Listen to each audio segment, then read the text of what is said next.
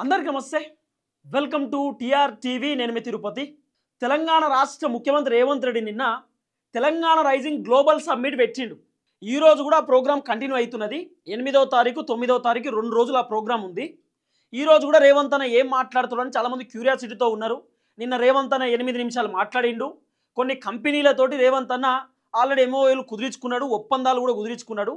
ఇక రేవంత్ అన్న మీటింగ్కి ఎంతమంది జనాలు వచ్చి ఏందనేది నేను నెక్స్ట్ వీడియోలో చెప్పేటటువంటి కార్యక్రమం చేస్తా.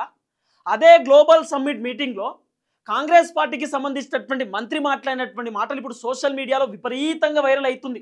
ఇక మంత్రి మాట్లాడినటువంటి మాటలు చూసి జనం నవ్వుకుంటున్నారు.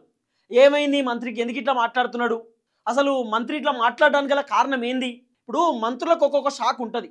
పలాని మంత్రికి ఐటీ శాఖ, పలాని మంత్రికి సినిమాటోగ్రఫీ, ఇంకో మంత్రికి కార్మిక శాఖ, ఇంకో మంత్రికి హెల్త్, ఇంకో మంత్రికి దేవాదాయ శాఖ, ఇంకో మంత్రికి రోడ్డు రవాణా శాఖ. ఇట్లా మంత్రులకు సంబంధించినటువంటి వ్యవహారంలో వాళ్ళకు పోర్ట్ఫోలియోస్ ఉంటాయి. వాళ్ళకు ఒక్కొక్క శాఖ ఇస్తారు. ఒక్కొక్క మంత్రికి 2 శాఖలు కూడా ఉంటాయి. కానీ ఆ మంత్రుల శాఖలు వాళ్ళే మర్చిపోతున్నారు. వాళ్ళు ఏ శాఖలో ఉన్నారు అనేది వాళ్ళకే క్లారిటీ లేకుండా పోయింది. ఇక మన కోమటిరెడ్డి వెంకటరెడ్డి మాట్లాడినటువంటి మాటలు చూస్తే పరిశాను. ఇక ఆయన చెప్తున్నాడు, నిన్న ఆ గ్లోబల్ సమ్మిట్కి అందరూ రాష్ట్ర ముఖ్యమంత్రులను పిలిచినాం, కొంతమంది వచ్చారు, కొంతమంది రాలేదని చెప్తున్నాడు. చాలా మంది రాలే, అసలు ముఖ్యమంత్రులు ఎవరు చక్కగా రాలే ఆ మీటింగ్కి, ఎవ్వరు చక్కగా రాలే. ఆఖరికి సోనియా గాంధీ, రాహుల్ గాంధీ, భారతీయ జనతా పార్టీకి సంబంధించినటువంటి పెద్ద లీడర్లు కూడా రాలే. అంతెందుకు కాంగ్రెస్ పార్టీకి సంబంధించినటువంటి కీలకమైనటువంటి లీడర్లు రేవంత్ రెడ్డి పెట్టినటువంటి మీటింగ్కి రాలే. సరే, ఇవన్నీ మనం నెక్స్ట్ వీడియోలో ఖచ్చితంగా చెప్తా. ఇప్పుడు కోమటిరెడ్డి వెంకటరెడ్డి ఏం మాట్లాడాడో ఒకసారి చూడుర్రి, నవ్వుకుంటారు, కాసేపు నవ్వుకోర్రి. ఇక ఆయన మాట్లాడిన మాటలు చూసి చెప్పండి. అన్ని రాష్ట్రాల ముఖ్యమంత్రి ఆహ్వానం పంపినాం. నేను ఐటీ మినిస్టర్ గా చెప్తున్నా, బెంగళూరు కూడా త్వరలో బెంగళూరు కూడా బీట్ చేస్తాం. నేను చంద్రబాబు నాయుడు గారిని కలిసినప్పుడు దాదాపు 1:40 ఇద్దరం కూర్చొని డిస్కస్ చేసినామంటే ఆయన హైదరాబాద్ మా గ్లోబల్ సమ్మిట్ మీద ఎంత ఇంట్రెస్ట్ ఉందో మీరు అర్థం చేసుకోవాలి. విన్నారా? కోమటిరెడ్డి వెంకటరెడ్డి చెప్తున్నాడు, కాసేపు నవ్వుకోరి, ఏం కాదు. ఐటీ మినిస్టర్ అట ఆయన. ఒక ఐటీ మినిస్టర్గా నేను చెప్తున్నా, బెంగళూరుని తలదన్నే రేంజ్లో హైదరాబాద్ తయారవుతుందని చెప్తున్నాడు కోమటిరెడ్డి వెంకటరెడ్డి. మరి తెలంగాణ రాష్ట్రానికి ఐటీ మినిస్టర్ ఎవరు అనేది మీరు కూడా తెలుసుకోవాలి కదా. ఇక చెప్తున్నారు, తెలంగాణ ఐటీ మినిస్టర్ మనకు కావాల్సింది అదే కదా. ఎవరు తెలంగాణ ఐటీ మినిస్టర్? శ్రీధర్ బాబు ఈ తెలంగాణ రాష్ట్రానికి ఐటీ మినిస్టర్ అయితే, కోమటిరెడ్డి వెంకటరెడ్డి ఐటీ మినిస్టర్ నేనని చెప్తున్నాడు. మరి ఐటీ మినిస్టర్ ఎవరు? కోమటిరెడ్డి వెంకటరెడ్డి ఐటీ మినిస్టరా, శ్రీధర్ బాబు ఐటీ మినిస్టర్ ఎవరు అసలు? అంటే అందరు ఐటీ మినిస్టర్లేనా? లేకపోతే సీతక్క ఐటీ మినిస్టరు, లేకపోతే ఉత్తమ్ కుమార్ రెడ్డి ఐటీ మినిస్టరు, తర్వాత కోమటిరెడ్డి వెంకటరెడ్డి ఐటీ మినిస్టరు, వీళ్ళందరూ ఐటీ మినిస్టర్లేనా? 15 మంది మంత్రులు ఉన్నారు, 15 మంది ఐటీ మినిస్టర్లేనా? అసలు ఐటీ మంత్రి ఎవరు? ఇది పెద్ద క్వశ్చన్ మార్క్. కావాలంటే మళ్ళీ నూర్రి ఆయన చెప్పినటువంటి మాట. ఇగో, అన్ని రాష్ట్రాల ముఖ్యమంత్రి ఆహ్వానం పంపినాం. నేను ఐటీ మినిస్టర్ గా చెప్తున్నా. ఐటీ మినిస్టర్ అట ఆయన. ఐటీ మినిస్టరు శ్రీధర్ బాబు, కానీ ఐటీ మినిస్టర్ నేనని చెప్తున్నాడు. ఆయన పోర్ట్ఫోలియో ఆయనే మర్చిపోయాడు. మరి కోమటిరెడ్డి వెంకటరెడ్డికి ఇచ్చినటువంటి శాఖలు ఏంటి అంటే, రోడ్స్ అండ్ బిల్డింగు, సినిమాటోగ్రఫీ మంత్రి. ఆయన సినిమాల మంత్రి. ఆయన మంత్రి పదవి ఆయన మర్చిపోయి నేను ఐటీ మినిస్టర్ అని అంటున్నాడు. అంటే మాకు తెలియకుండా, తెలంగాణ ప్రజలకు తెలియకుండా శ్రీధర్ బాబు ఐటీ పోస్ట్ తీసేసి మరి కోమటిరెడ్డి వెంకటరెడ్డికి ఇచ్చిరా ఎట్లా? ఆయన ఏం చెప్తున్నాడో ఆయనకే క్లారిటీ లేకుండా పోయింది. నేను ఒక ఐటీ మినిస్టర్గా చెప్తున్నా అని అంటున్నాడు కోమటిరెడ్డి వెంకటరెడ్డి. ఎందుకు ఇట్లా మాట్లాడుతుండో ఇదో కథ కదా.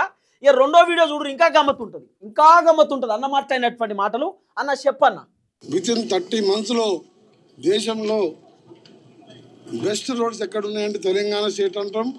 ఈ రోడ్స్ అనేది ఒక యాక్సిడెంట్స్, వెహికల్స్ సాఫ్గా పోయడం కాకుండా యాక్సిడెంట్స్ అవాయిడ్ చేస్తూ రూరల్లో కూడా ఇండస్ట్రీస్ పెడితే అక్కడ ఉన్న యూత్కు రైస్ మిల్స్ కానీ డిఫరెంట్ టైప్ ఆఫ్ ఇండస్ట్రీస్ పెడితే అక్కడ ఉన్న యూత్ కూడా ఎంప్లాయ్మెంట్ రావాలని వితిన్ 30 months దేశంలో బెస్ట్ రోడ్స్ ఎక్కడ ఉన్నాయంటే తెలంగాణ స్టేట్ అంటాం.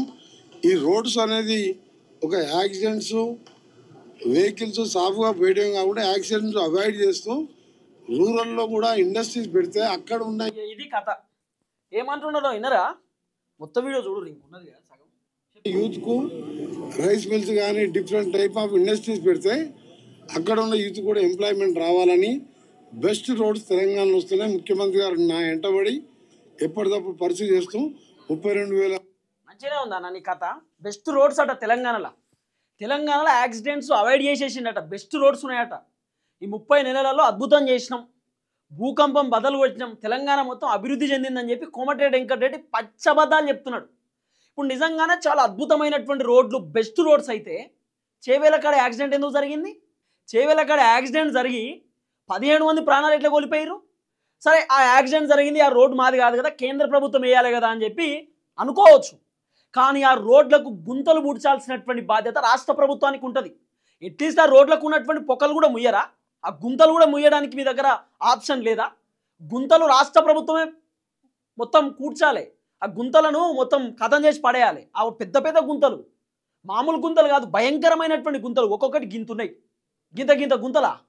నాకు తెలిసి ఆ గుంతలతోటి యాక్సిడెంట్ అయ్యి ఆ లారీ బస్సు మీద పడి 17 మంది చచ్చిపోయారు. ఆ బస్సులో మొత్తం కంకర పడి ఆగమాగం పరిస్థితి. ఈ తెలంగాణలో అద్భుతంగా ఒక్క యాక్సిడెంట్ కూడా లేదట. మరి ఉప్పల్ రోడ్లు ఎందుకు అయితలేవు? ఆ ఫ్లైఓవర్ ఎందుకో పూర్తి చేస్తలేరు? మరి అవన్నీ చేయవా అన్న?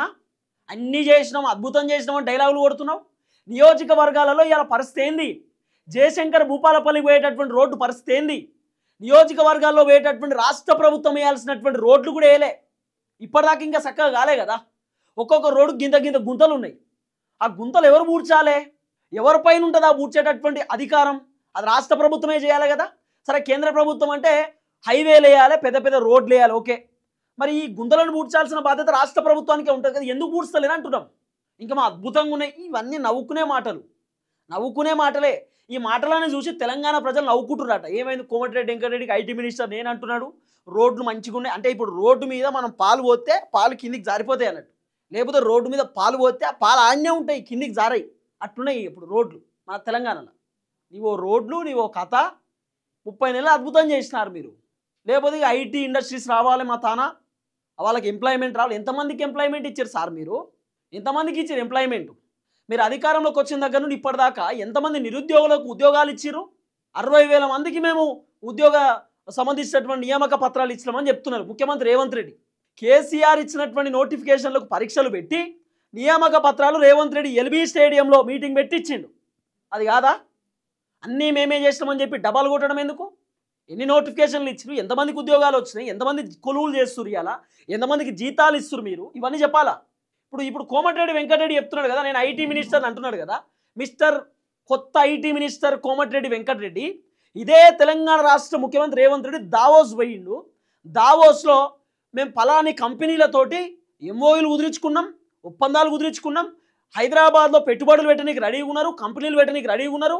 ఆ దావోస్ నుండి కంపెనీలు రావడం వల్ల మన హైదరాబాద్లో ఎంప్లాయ్మెంట్ పెరుగుతుంది, మన హైదరాబాద్కు డబ్బులు పెరుగుతాయి, మనకి ఇన్కమ్ వస్తుంది, ఇన్కమ్ సోర్స్ పెరుగుతుంది. ఇవన్నీ డైలాగులు వచ్చిండు రేవంత్ అన్న. ఇప్పుడు ఐటీ మినిస్టర్ నేనే అంటున్నావు కదా.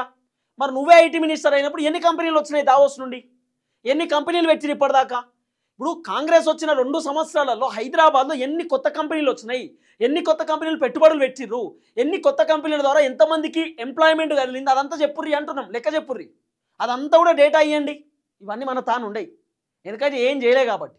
అసలు ఐటీ మినిస్టర్ ఎవరు అనేదే క్వశ్చన్ మార్క్. ఇప్పుడు ఐటీ మినిస్టర్ శ్రీధర్ బాబు కాదు, ఇప్పుడు కోమటిరెడ్డి వెంకటరెడ్డి అన్నట్టే ఒక ఐటీ మినిస్టర్ లెక్క నేను చెప్తున్నా అంటున్నాడు. నేనే షాక్ అయిపోయినా. అరే ఐటీ మినిస్టర్, నేను మా మనోజ్ని అడిగిన, ఏమన్నా మార్చిరా మనోజ్ అంటే, గాల్లే కదన్నా ఇక్కడిది మార్చుడు, ఆడుకొచ్చే పరిచయం అయ్యాల దేవులాడు ఫోన్లో, ఇది నిజమా కాదా అని చెప్పి. ఆయనతో చూస్తే ఆయన సినిమా మినిస్టర్గా అన్న, ఆయన సినిమాటోగ్రాఫ్ అని చెప్పబట్టే. అవు కదరా, మొన్ననే పవన్ కళ్యాణ్ సినిమాలు ఆడాయి అన్నాడు, మళ్ళీ మొన్న టికెట్ రేట్లు పెంచొద్దు అన్నాడు, అవన్నీ చెప్పిండు కదరా కోమటిరెడ్డి వెంకటరెడ్డి అన్న. నేను ఆంతో పంచాయతీ పెట్టుడు ఇదో పెద్ద పరిశాన్ కథనే. కోమటిరెడ్డి వెంకటరెడ్డి చెప్పే మాటలు మరి ఆయన మర్చిపోతాడో, లేకపోతే అన్ని మంత్రులు నేను, ఇప్పుడు ముఖ్యమంత్రి కూడా నేనే అంటాడు అవసరం అనుకుంటే. ఒక ముఖ్యమంత్రిగా చెప్తున్నా, ఈ తెలంగాణలో అన్నీ జరుగుతాయి, అది కూడా చెప్తాడు అవసరం అనుకుంటే.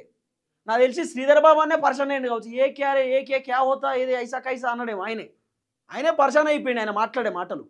అసలు ఎవరు, ఏ మంత్రి, మీకు ఏమి ఇచ్చిర్రు, ఏం కథ, మీ పోర్ట్ఫోలియో లేనిది, మీ శాఖ లేనిది, మీ వ్యవహారం ఏంది, మీకేమైనా గుర్తుందా? శ్రీధర్ బాబు మంత్రి పదవిలోకి ఈయన ఎంట్రీ అవుతాడు, ఈయన మంత్రి పదవిలోకి రేవంత్ రెడ్డి ఎంట్రీ అవుతాడు, ఇంకో మంత్రి పదవిలోకి ఇంకో మంత్రి ఎంట్రీ అవుతారు. హోంశాఖ ఇప్పటిదాకా లేదు కదా, హోంశాఖలో అందరు ఎంట్రీ అవుతున్నారు, ఆ హోంశాఖలో అందరు ఉన్నారు. అదేందో నాకు అర్థం కాదు. అందరు అయిగా అందరు ఎంట్రీ అవుతారా? అందరు చూసుకుంటారా శాఖలన్నీ? ఎవరి శాఖ వాళ్ళకి ఇచ్చినప్పుడు వాళ్ళ శాఖ వాళ్ళు చూసుకోవాలి కదా. అందరూ ముఖ్యమంత్రులే, అందరూ మంత్రులే, ఎమ్మెల్యేలు కూడా మంత్రులు లెక్కనే ఫీల్ అవుతారు. ఇవన్నీ చూసి నవ్వుకుంటురండి జనాలు. కోమటిరెడ్డి వెంకటరెడ్డి మాట్లాడుతున్న మాటలు చూసి జనాలు నవ్వుకుంటురు. మా తన రోడ్లు మంచిగా ఉన్నాయి, ఒక్క యాక్సిడెంట్ అవుతుంది, డైలాగులు ఎందుకు? తెలంగాణ ప్రజలు వాళ్ళే చూస్తారు యాక్సిడెంట్ అవుతున్నాయా లేదా అనేది ప్రజలకే తెలుసు, వాళ్ళకే అర్థమవుతుంది కదా. అలాగే ఫస్ట్ టైం మన ఛానల్ చూస్తున్న వాళ్ళు దయచేసి సబ్స్క్రైబ్ చేయండి, షేర్ చేయండి, లైక్ చేయండి. ఎందుకంటే మన ఛానల్ పైన రకరకాల రిపోర్ట్లు కొడుతూ ఉన్నారు కాబట్టి దయచేసి లైక్ కొట్టేటటువంటి కార్యక్రమం చేయండి. ఇది కోమటిరెడ్డి వెంకటరెడ్డికి సంబంధించినటువంటి మాటలు. ఇక తర్వాత నేను నాగార్జున చెప్తున్నాడు, ఆయన ఏం స్టూడియో తమ్ముడు, అన్నపూర్ణ స్టూడియోస్ కదా, అన్నపూర్ణ స్టూడియోస్ అట ఫ్యూచర్ సిటీలో పెడతాడట నాగార్జున. ఈడ పెట్టిన కబ్జాలు, ఈడ పెట్టిన దందాలు చాలక ఆడ పోయి ఇప్పుడు అన్నపూర్ణ స్టూడియోస్ పెడతారట. మరి ఈ అన్నపూర్ణ స్టూడియోస్లో మన తెలంగాణ బిడ్డలు ఎంతమంది పనిచేస్తారు, ఎంతమందికి ఎంప్లాయ్మెంట్ ఇచ్చినావన్న? అన్నపూర్ణ స్టూడియోస్లో మైనా హైదరాబాద్కి సంబంధించినటువంటి వాళ్ళు ఎంతమంది పనిచేస్తారు? అన్నపూర్ణ స్టూడియోస్లో మొత్తం ఆంధ్రాకి సంబంధించినటువంటి వాళ్ళే.